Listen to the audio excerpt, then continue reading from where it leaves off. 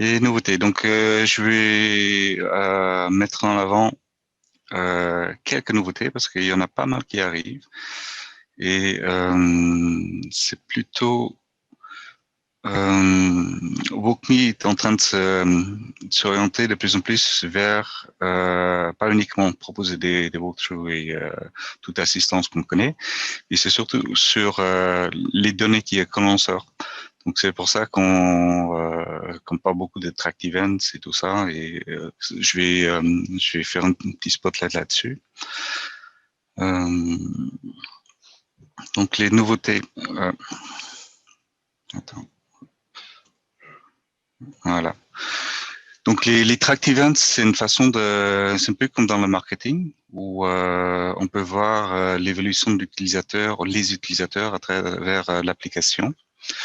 Ou par exemple, on arrive sur la page d'accueil, on clique sur un menu, on va dans une section, on remplit un formulaire, etc. Et on peut voir comment ça évolue d'une étape à l'autre. Donc en gros, c'est pas uniquement ils ont cliqué sur tel bouton, mais de le voir dans son ensemble, comment on passe d'une étape à l'autre. Et on peut même voir des choses comme le temps passé dessus, etc. Donc, par exemple, ça, ce sont juste quelques exemples. Hein. C'est qu'est-ce qu'il faut faire quand on lit ces données-là. Parce que l'idée derrière de WalkMe, c'est de dire, on propose de l'assistance à l'utilisateur, mais parfois c'est un peu selon notre ressenti où ça va pas, et donc on va proposer de l'assistance en suivant ce que fait l'utilisateur, même sans avoir WalkMe. On peut déjà faire un tracking dans l'application, comprendre comment l'application est utilisée, identifier où sont les points où les utilisateurs ont besoin d'aide. Et donc là, plutôt de faire le processus je propose un kit que je pense qu'ils vont bien marcher et finalement possible que ça ne marche pas, on peut déjà activer cette partie-là et ensuite de voir où l'assistance est le plus nécessaire. Donc des actions à mettre en place, ça va nous guider et ça va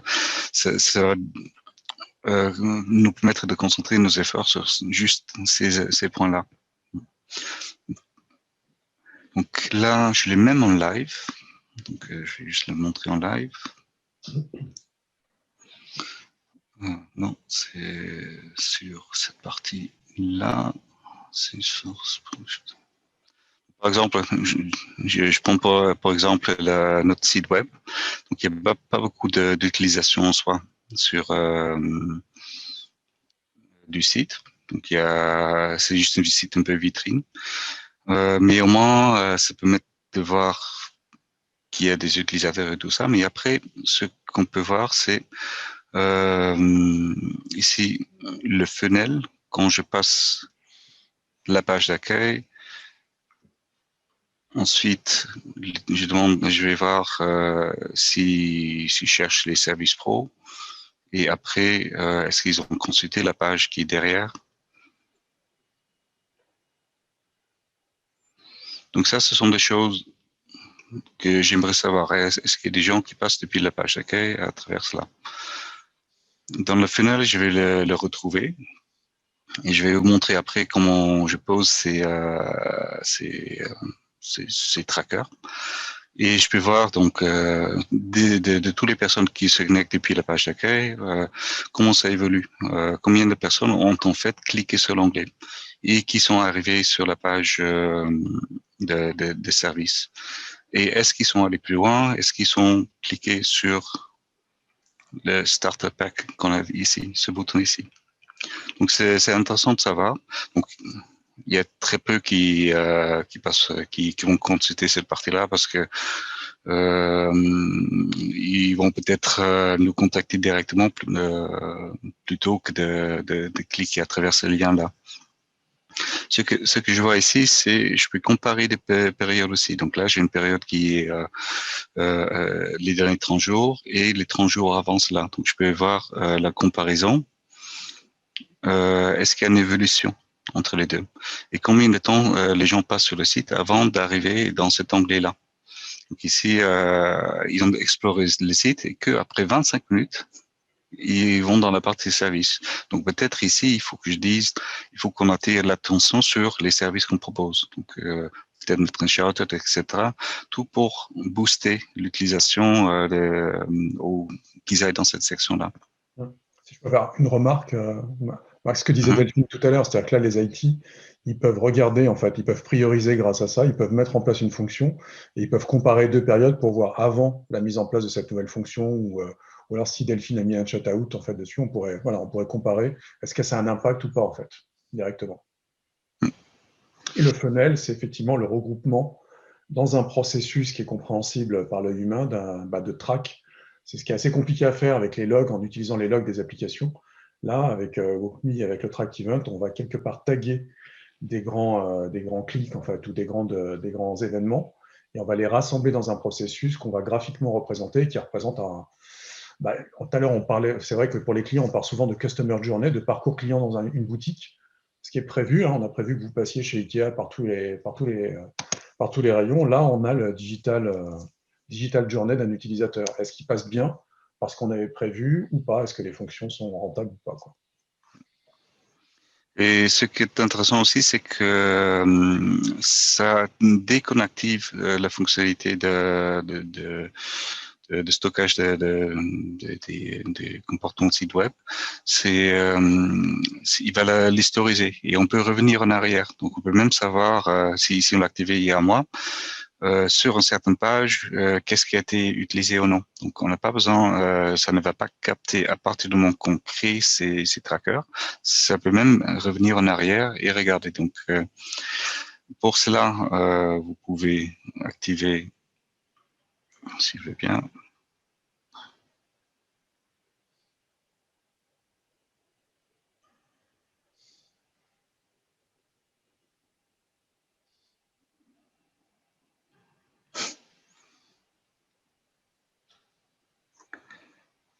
Collection enablement, click page use.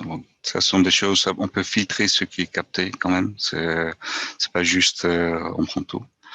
Et c'est plutôt dans les system settings, pardon, où on va pouvoir passer de niveau, je traque que les événements qui sont de WalkMe à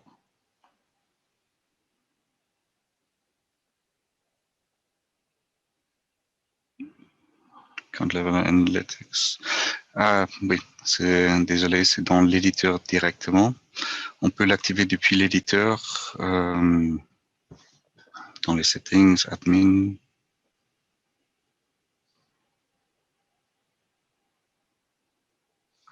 Donc, si vous voulez le faire vous-même,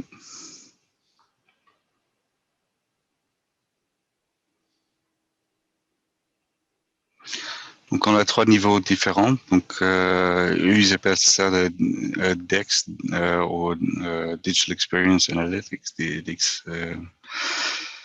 Et c'est ça qui va permettre de capter pas uniquement les événements WalkMe, mais aussi de comportement site web, donc analyse de données web. Il y a un niveau supérieur qui permet aussi de capter des sessions et faire un playback et visualiser carrément comment l'utilisateur utilise les sites. Normalement, on n'active que ça pour démarrer. Donc là, je vais revenir et montrer comment je pose un tracked events. Donc, il y a dans la section tracked events, on fait setup. Là, j'ai déjà prédéfini quelques-uns. Donc, si par exemple, je crée un nouvel événement, soit je capte ça directement dans la page, ça communique avec l'éditeur et ensuite, je peux par exemple dire la page d'accueil, let's go, et ouvre la page derrière. Et après, ce qui est intéressant, une fois que c'est chargé,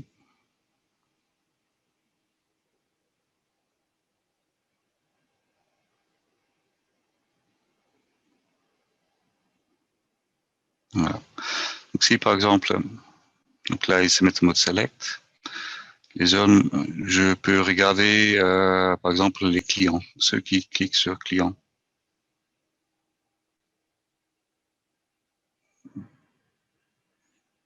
Donc là, je vois qu'il y a 7 utilisateurs qui ont cliqué 23 fois. 7 utilisateurs différents. Donc ça veut dire que je suis pas en train de poser un tracker maintenant, mais je regarde aussi les données historiques. Et je peux donc construire des funnels sur des données historiques pendant cette période-là. Donc tout de suite, j'ai un retour qui me dit telle et telle fonctionnalité est bien utilisée ou non.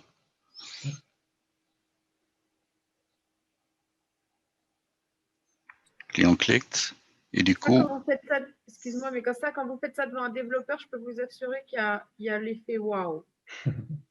Waouh. Parce que vous leur donnez des stats et vous leur donnez en plus des stats d'avant, ils s'y attendent pas du tout et ça a pris 2 secondes. Ouais, voilà. C'est le grand changement. Donc là, maintenant, on a des données au niveau de l'application, pas juste au niveau de quelle page ils ont vu, mais quel élément ils ont interagi avec. Donc ça change tout. Okay. Et donc en Analytics, on peut voir quels sont les features qui sont le plus utilisés, la fréquentation des les utilisateurs par jour. Et sur la période, on peut revenir, on peut voir même si vous avez des identifiants au niveau de l'utilisateur. Nous, on n'accapte pas les noms d'utilisateurs, on fait une identifiant dynamique. Vous pouvez voir exactement quel utilisateur a cliqué. Et ça donne un sous-rapport qui dit tel utilisateur, tel jour, etc. Combien de fois. Donc, un niveau de détail qu'on n'a jamais vu avant. Donc, c'est ça qui est bien. Donc, voilà. Est-ce que vous avez des questions là-dessus, déjà?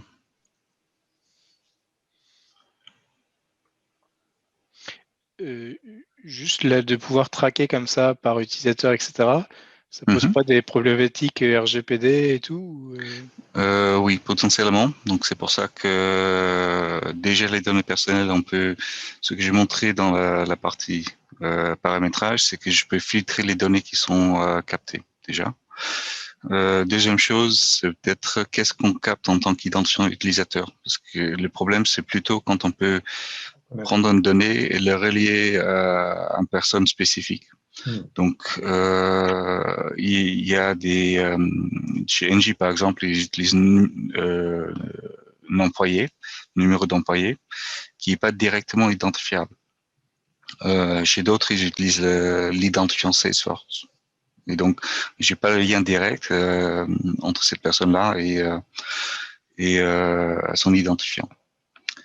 Chez Capgemini, effectivement, il y a maintenant le nom de la personne qui apparaît. Donc, c'est à voir comment est-ce qu'on va traiter ça. Après, on a des identifiants aussi hein, dans l'outil, mais OK. Ouais. Donc, après, c'est un choix de la façon qu'on va le traiter. OK. Prochain truc, je voulais montrer. Donc, je voulais juste parler de DeepUI. Est-ce que je peux démarrer à partir d'ici? Diapo.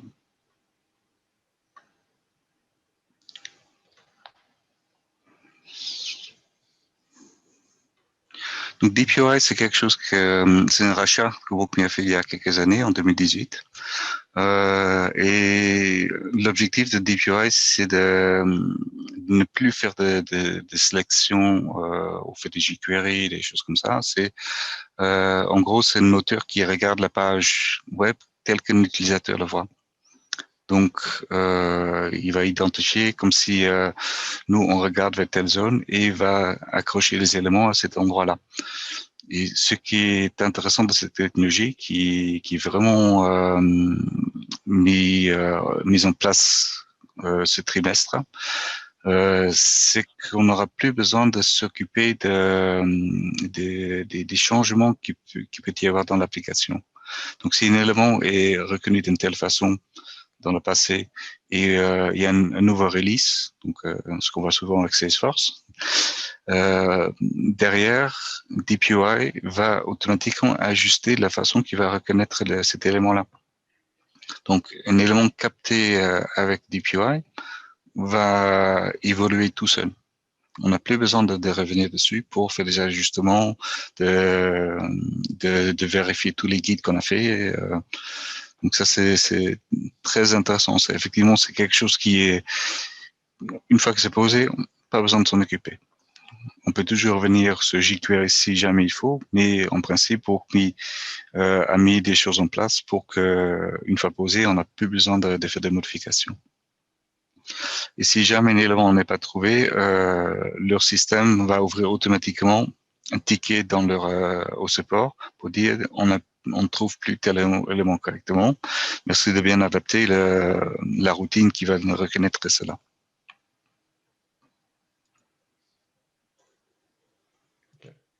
OK. Donc, la façon que ça va se voir, c'est qu'on fait une sélection comme d'habitude. Et il y aura un petit marqueur là, à côté, qui va dire DeepUI Captured Element. Donc ça indique que c'est un DeepUI fonction derrière. Et donc, la prochaine fois, si jamais cette zone-là change, ça va automatiquement s'adapter. On n'a pas besoin de s'occuper plus du tout. Donc ça, ça va nous changer la vie. Je pose une question peut-être bête, Marc, mais là, par exemple, dans mon cas où j'ai un upgrade avec une interface qui va complètement évoluer, dans ce cas, c'est autre chose. Ouais. Ça marche pas là. Ouais. Donc là, c'est comme tout logiciel, ça va reconnaître les éléments, donc les guides vont pas s'adapter automatiquement. Donc c'est un peu comme ceci va juste permettre si l'application change pas en soi, mais les éléments, la définition des éléments change, ça va s'adapter. Par contre, si le processus change ou l'application change, il va pas détecter que quelque chose a changé. Ça, on va voir dans le WalkMe Shield juste après. Parce qu'ici, ça ne va pas détecter que ils ont fait les devs, ils ont fait des modifications dans l'application. Parce que ça se trouve, ton parcours qui était sur 10 étapes dernièrement, peut-être qu'avec la nouvelle version, on peut faire sauter des étapes, ils ont simplifié l'interface et maintenant il faut qu'on passe sur, je ne sais pas, 8 étapes par exemple. Ça on ne pourra pas le deviner en fait. Il faut qu'on. Oui, ça, bien sûr, bien sûr. Tu vois, c'est ça qu'il faut qu'on. Je pense que c'est juste s'il y a un bouton qui change de place sur l'écran, quoi. Ouais. Et Salesforce, c'est surtout, ils sont en train de migrer leur interface. Donc là, il y a des composants qui génèrent des codes HTML et entre chaque release, il se peut que le code généré change. Donc du coup, WalkMe qui s'appuie sur la façon que cet élément-là a été défini en HTML ne peut plus trouver l'élément. Donc, ce qu'il va faire, il va comparer le code d'avant avec le code actuel et dire maintenant, il faut switcher sur cette nouvelle définition. Donc, c'est assez puissant. Donc là, justement, on va parler des shields. Donc, ça, c'est une nouveauté que WalkMe met en place. En gros, c'est du WalkMe sur WalkMe. Donc, c'est comme si on faisait des guides en autostep par-dessus l'application et par-dessus les éléments WalkMe. Donc, on fait des autosteps qui vont automatiquement avancer dans l'application, remplir des champs, etc. Mais également, si j'ai un balloon qui dit Next, qui va cliquer sur Next, qui va remplir... et ensuite, ça va nous donner un rapport qui dit tel et tel guide marche ou marche pas. Donc, c'est du WalkMe, c'est comme si on faisait un walkthrough par-dessus une walkthrough. Donc, ça fonctionne, ça c'est bien fait dans le sens où on change pas nos habitudes. On peut toujours sélectionner dans l'écran, mais au lieu de sélectionner que des éléments, on fait également sélectionner les boutons WalkMe, par exemple. Ou ouvrir un menu de WalkMe, etc. Je vais juste montrer ça. Je vous conseille d'aller sur le lien qui est dans le PPT. il y a toute une explication en anglais, bien sûr. Et,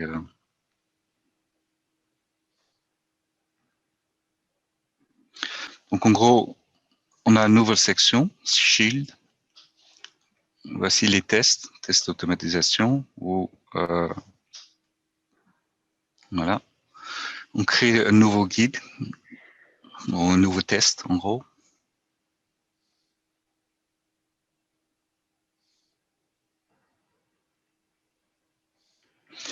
Et là, pareil. Par contre, maintenant, on fait record plutôt que de faire les étapes nous-mêmes. Ça va ouvrir l'application, mais avec WalkMe, qui s'affiche en même temps. Et là, on voit qu'on peut maintenant sélectionner directement dans le menu WalkMe. Donc là, il est en train d'enregistrer le test qu'il va effectuer.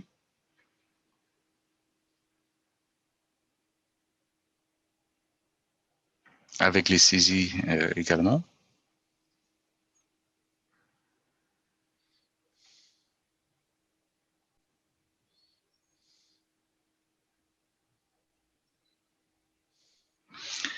Et voilà, on a fait notre test. Et là, on clique sur le bouton WalkMe. On arrête cela. Et maintenant, on voit donc que ce sont des autosteps. Et en gros, ce qu'il va faire, c'est on va pouvoir le rejouer derrière. Là, je l'ai aussi en...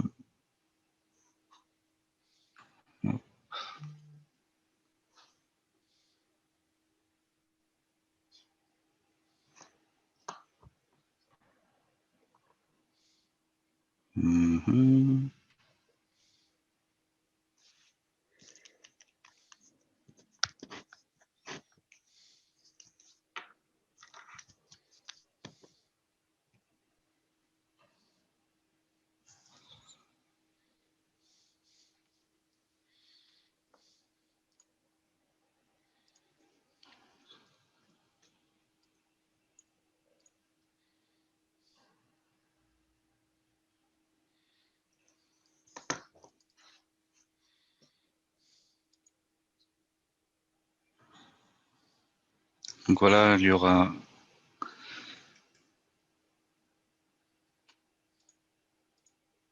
Je crois que le PC est un peu chaud là. Donc en gros, j'ai maintenant une nouvelle section, Shield.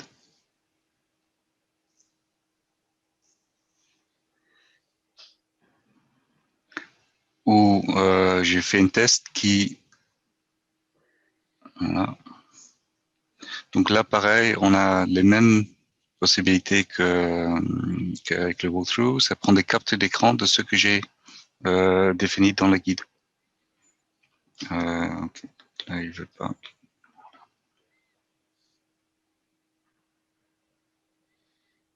Ah, il n'a pas capté, j'ai pas dû activer.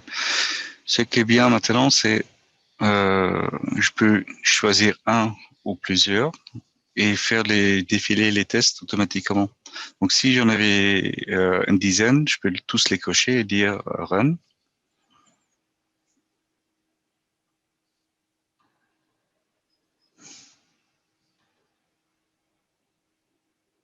Et en gros, ça c'est simplement un petit guide qui va... Je vais tester un guide qui s'appelle création de compte.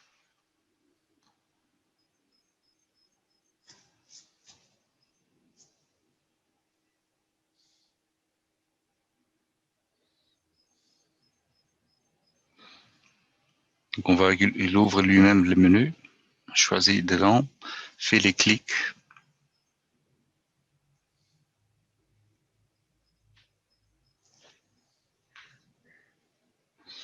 Et j'ai pas besoin d'intervenir du coup. Je vais juste le voir défiler.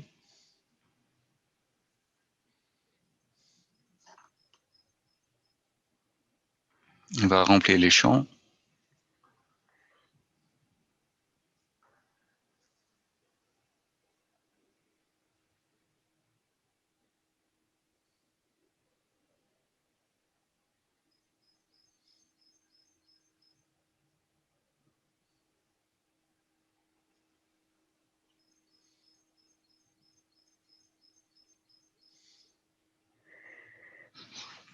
Voilà, donc là il a fait tout un test. Donc là, du coup, on va pouvoir voir le rapport.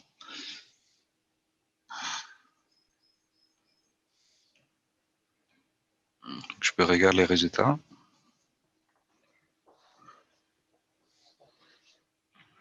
Donc, imaginons que justement l'interface a changé.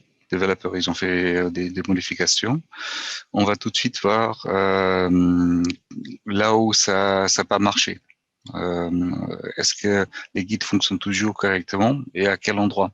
Ça va donner un indicateur pour dire tel bouton, cette étape ne fonctionne pas. Donc,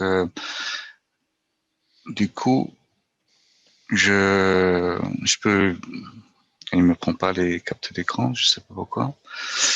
Et ce qui est bien aussi, c'est imaginons que j'ai quelque chose qui marche pas, je peux cliquer dessus, l'ouvrir dans l'éditeur pour faire des modifications directement. Donc du coup, ça va me faire gagner un peu de temps parce que j'ai plus besoin de passer en revue tous les tests. Passer en revue tous les guides pour ce que je peux automatiser la partie test. Donc là, effectivement, c'est très intéressant, ça va nous faire gagner du temps. Par contre, si jamais il y a un changement dans le processus, il faut adapter les tests derrière. Donc, ça veut dire qu'il faut maintenir et les guides et le test du guide. Donc là, on gagne du temps, mais c'est pas forcément c'est pas. On peut toujours avoir des surprises, quoi. Ok. Des questions là-dessus? Peuvent tourner en tâche de fond, Marc, les tests? Non, pas encore. Là, c'est tout lancé à partir de l'éditeur. Donc, ça veut dire qu'il faut qu'il y ait un utilisateur qui les déclenche dans l'interface, quoi, manuellement, c'est ça? Ouais, c'est ça. Marc, Ouais. c'est Marie, Bureau Veritas. Ces évolutions, elles sont déjà en production ou pas encore? Sont disponibles, il faut les activer. Il faut les activer, d'accord. Ouais. Donc, DPY, il faut contacter le support. Shield, je peux déjà activer directement. D'accord, parce que c'est intéressant, Shield. Ouais. Il y a la question qui est posée là. Ouais. Quelle est la différence entre Shield et le rapport d'erreur qu'on peut sortir dans l'Insight? Le rapport d'erreur va montrer les erreurs faites par les utilisateurs, ou rencontrées par les utilisateurs. Une fois que ça s'est passé en production.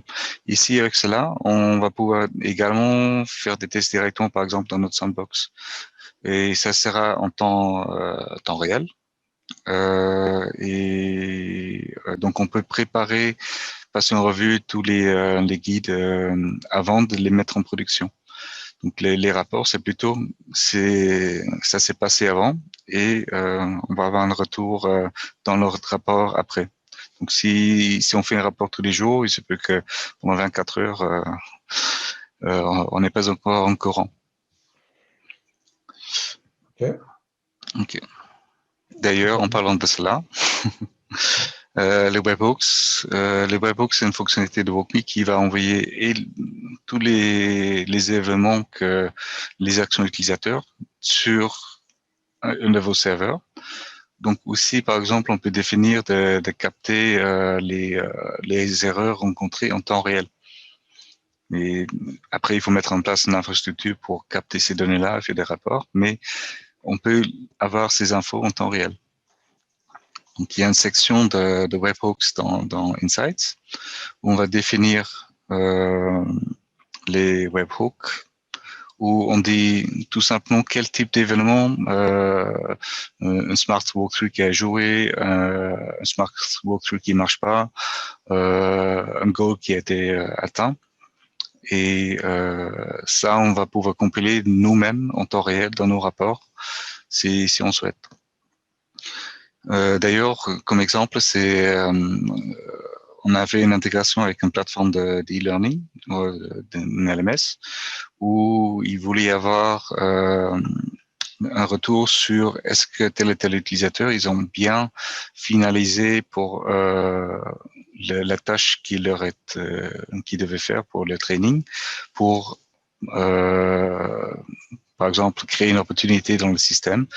On mettait un objectif sur le fait d'arriver à la fin et cet événement-là était envoyé via le webhook directement dans le système d'LMS pour intégrer et dire oui, cet utilisateur-là peut avoir ses points parce qu'il a effectué la tâche.